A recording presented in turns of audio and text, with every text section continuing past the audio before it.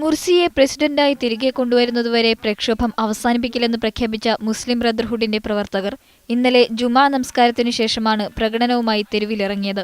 കടുത്ത ചൂടും റമളാൻ വ്രതവും പ്രക്ഷോഭത്തെ ബാധിച്ചില്ല. കൈറോയിലെ റാബിയത്തുൽ അദബിയ പള്ളി കേന്ദ്രീകരിച്ചാണ് പ്രധാന പ്രകടനം നടന്നത്. നസർ സിറ്റിയിലും മുർസിയുടെ ജന്മദേശമായ അഷ്റഖിയ ഉൾപ്പെടെയുള്ള വിവിധ കേന്ദ്രങ്ങളിലും മുർസി അനുകൂലികൾ ഒത്തുചേർന്നു.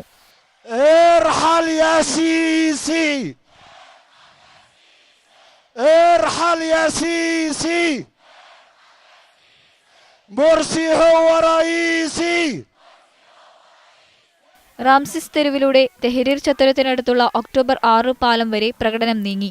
മുർസി അനുകൂലികളെ തടയാൻ കനത്ത സുരക്ഷയാണ് സൈന്യം ഒരുക്കിയത്. അതേസമയം മുർസി വിരുദ്ധർ തെഹരീർ സ്ക്വയറിൽ പ്രകടനം നടത്തി. സൈനിക അട്ടിമറിക്ക് ശേഷം ഇതാദ്യമായാണ് മുർസിയെ വിട്ടയക്കണമെന്ന് UN ആവശ്യപ്പെടുന്നത്.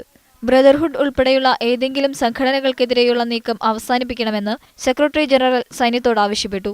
സൈന്യം തടവിൽ പാർപ്പിച്ച മുർസിയെ വിട്ടയക്കണമെന്ന് ജർമ്മനിയും ആവശ്യപ്പെട്ടു. News desk, media 1.